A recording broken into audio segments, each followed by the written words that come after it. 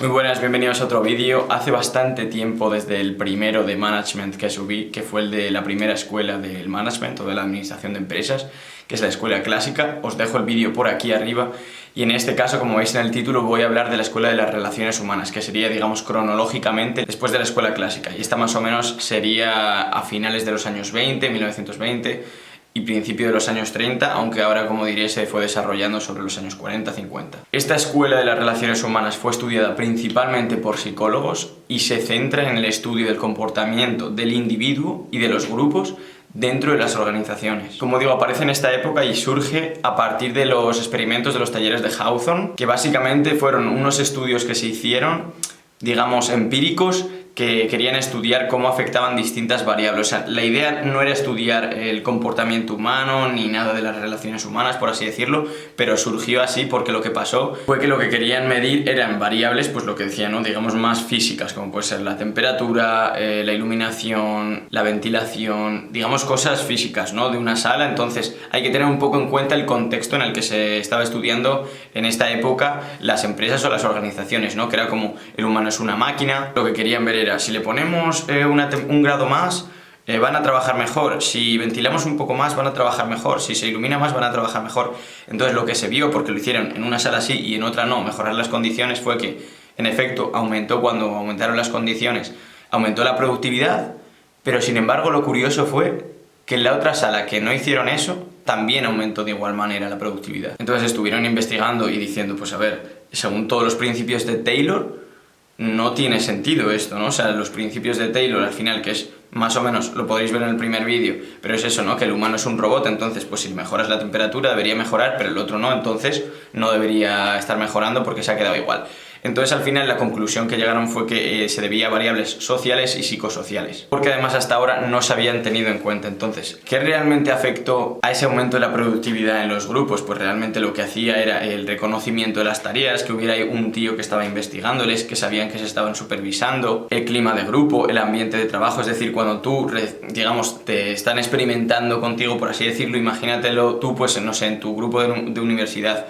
Probablemente pues te juntes con tu grupo y empieces a trabajar mejor, o hables más para poder coordinarte, etcétera, etcétera. Entonces ese ambiente de trabajo, que es una variable social o digamos psicosocial, porque también interviene un poco la psicología, pues hizo que trabajaran mejor, que estuvieran más satisfechos, etcétera, etcétera. Entonces las conclusiones, como digo, a las que llegaron, digamos, las podemos dividir en 4 ramas, que en primero son el comportamiento del grupo y la actitud de los trabajadores al final, y es que no solo importa, digamos, el individuo, su comportamiento físico, su actividad física, por así decirlo, sino que también importa, la integración que ese individuo tiene en el grupo. Es decir, por ejemplo, variables como esa son importantes también, y no solo las variables físicas de pues si es muy bueno con las manos, de si le sitúas en este punto, etcétera, etcétera. El segundo punto, respecto a las motivaciones de los trabajadores o la motivación que tenían, llegaron a la conclusión de que no es puramente económico, eso desde luego, la motivación que tienen, y no solo físico tampoco, como puede ser la iluminación, sino que las relaciones sociales o las relaciones entre trabajadores, por ejemplo, pueden ser incluso factores más importantes que las propias variables físicas.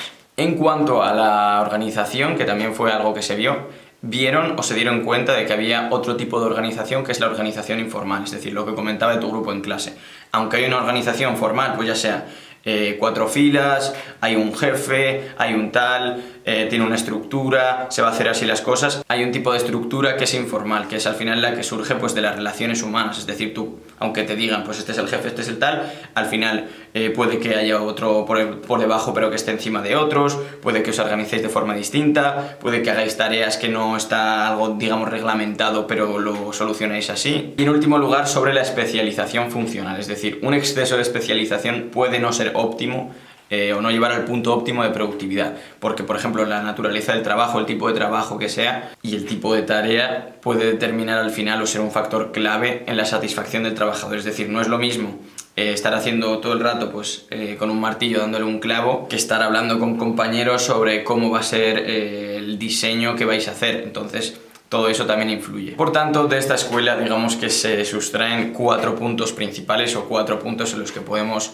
basar esta escuela, igual que los principios de la escuela clásica. En primer lugar, el hombre es un ser social, es decir, obedece a unas reglas más allá de las puramente mecánicas. Segunda conclusión fue que existen principalmente 2 comportamientos, no tiene que ser obligatoriamente, digamos, reglamentado, como decía, que son el comportamiento manipulado, subordinado, como queráis llamarlo, y el comportamiento de liderazgo. Es decir, aunque no sea alguien el jefe, hay un comportamiento que es más de liderazgo y un comportamiento que es más de subordinado, de yo obedezco, prefiero recibir órdenes y no estar teniendo que proponer cosas o que, digamos, tomar la iniciativa. En tercer lugar, tenemos que el problema del líder o la principal función del líder es conseguir la coordinación de sus subordinados. Y en cuarto lugar, que el estilo de dirección y de supervisión es uno de los factores clave más importantes. Antes, obviamente, esto se tenía en cuenta, pero ahora pasa a ser algo muy importante, porque al final el líder que sabe comunicar, sabe hacer que participen sus subordinados, al final lleva una gran eficiencia. Entonces este comienza a ser un factor clave. Entre los autores de esta escuela, que os iré dejando por aquí, podríamos incluir a Lewin, por ejemplo, que habla bastante de la dinámica de grupos. Después tenemos también a Likert, que además es famoso por la creación de la escala de Likert y habla mucho sobre el liderazgo. Y después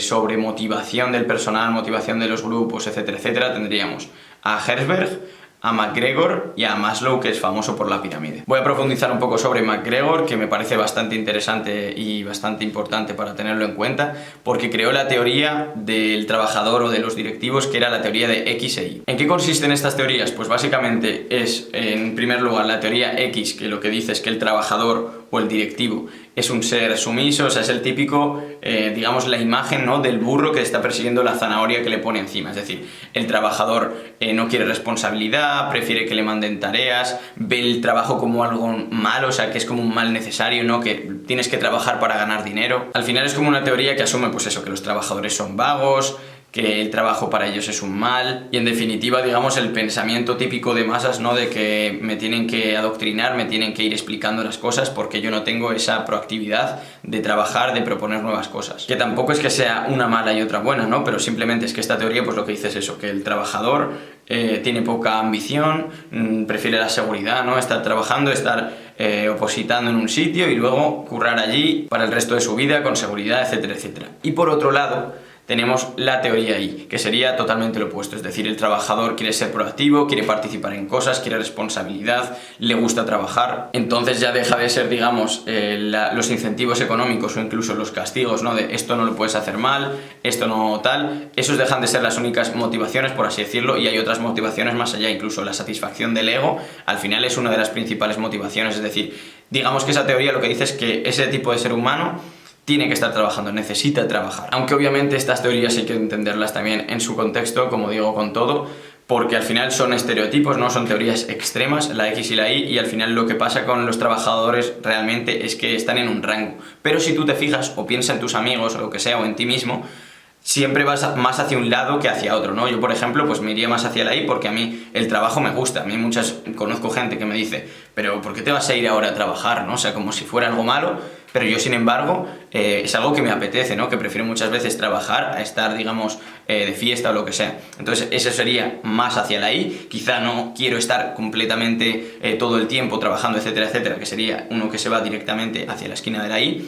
Pero también hay gente que se va hacia la X, ¿no?, que es como, es que este fin de tengo que trabajar. Obviamente tampoco, como digo, es malo. O sea, muchas veces la gente pues solo quiere trabajar para hacer un dinero y no le gusta el propio trabajo. A mí me motiva porque yo, aunque sea algo que no me gusta la tarea, ves que estás haciendo dinero, ves que estás progresando, ves que te vas a poder comprar una cámara y a mí me motiva, por ejemplo. Pero como digo, son dos teorías y la gente al final se mueve en un rango. Y esa sería la principal aportación de MacGregor, como decía. Luego hacen una teoría Z, que es ya el estilo japonés, por así decirlo, ¿no?, de cooperación, de que la motivación es la comunidad y demás. Y si queréis podéis googlearlo y obtener más información sobre ella.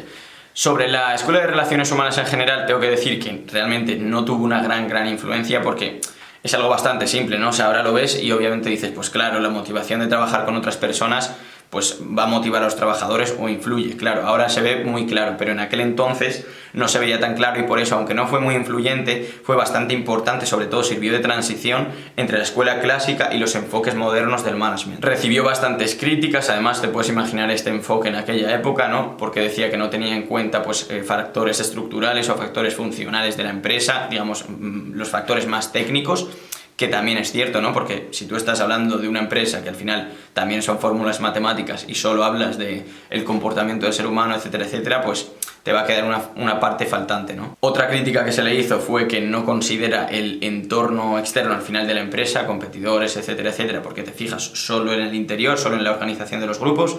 Y luego también se le criticó mucho sobre la claridad conceptual, ¿no? Que al final, como son psicólogos, no son tan técnicos en cuanto a decir, pues, esta función es así y se da así, pues muchos conceptos no eran realmente claros. Pero eso sería un breve resumen de lo que es la Escuela de las Relaciones Humanas y sus principales autores. Espero que te haya servido el vídeo. Si es así, o si quieres que explique cualquier otra escuela o cualquier otra cosa sobre administración de empresas y marketing, déjamelo a mí en los comentarios. Eso es todo por el vídeo de hoy y nos vemos en el siguiente.